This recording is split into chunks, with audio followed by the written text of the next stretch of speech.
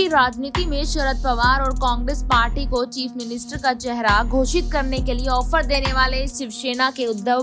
बालासाहेब ठाकरे के प्रमुख उद्धव ठाकरे को एक बड़ा झटका लगता हुआ नजर आ रहा है। उद्धव ठाकरे की इस अपील के बाद जिस तरीके से महाविकास अघाड़ी यहाँ पर वाकई में चौंकाने वाला जो फैसला सुनाया है, बहुत ही ज्यादा यहाँ धक्का लगता नजर आया है। शरद पवार ने प्रेस कॉन्फ्रेंस करके कहा है कि महाराष्ट्र में बिना किसी चेहरे के ही इंडिया गठबंधन विधानसभा का चुनाव लड़ेगा और विधानसभा के चुनाव में जीत दर्ज करने के लिए इंडिया गठबंधन पूरे तरीके से एकजुट दिखाई दे रहा है।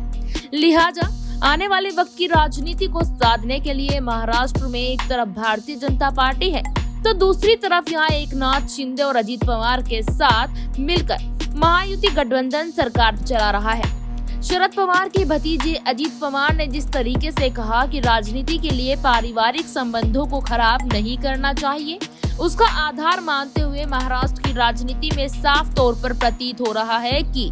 अजीत पवार एक बार फिर से विधानसभा चुनाव से पहले अपने चाचा शरद पवार के साथ फिर से गठबंधन करने वाले हैं। ऐसे में आरएसएस जो कि अजीत पवार की भूमिका को लेकर नाखुश और नाराज दिखाई दे रही है, तो आरएसएस की नाराजगी के चलते क्या एक बार फिर से अजीत पवार अपने चाचा के साथ गठबंधन करते हुए नजर आएंगे और गठबंधन यदि संपन्न होता हुआ नजर आता है तो ऐसे में जाहिर तौर पर बड़ा झटका लगता हुआ भी यहाँ पर कहीं न कहीं एनडीए गठबंधन को नजर आ रहा है, क्योंकि अजीत पवार करीब 80 विधानसभा की सीटों की मांग कर रहे हैं और ऐसे में भारतीय जनता पार्टी क्या अजीत पवार के साथ गठबंधन रखना चाहेंगी, क्योंकि एकनाथ शिंदे के साथ गठबंधन को लेकर के आरएसएस ने स्पष्ट कर दिया कि वह हमारी विचारधारा के संबंध रखने वाले व्यक्ति हैं।